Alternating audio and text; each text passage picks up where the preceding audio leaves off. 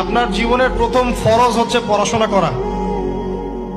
আমাদের জীবনের প্রথম ফরজ হচ্ছে পড়াশোনা করা।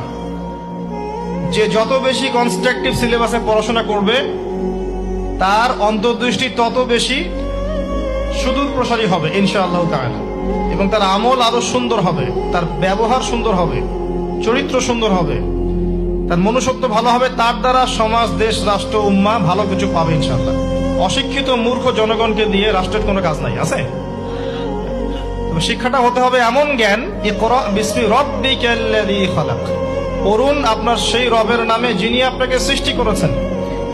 যে জ্ঞান আপনাকে আপনার স্রষ্টা, ওদের ভাষা ব্যবহার করে বলছি, আপনার ইলাহ আল্লাহর দিকে নিয়ে যাবে, সেটাই প্রকৃত জ্ঞান। যে জ্ঞানটা আপনাকে আল্লাহ থেকে দূরে সরাচ্ছে দিন দিন, এটা জ্ঞান নয়, এটা জাহিলিয়াত। আমি কি বুঝাতে পারছি?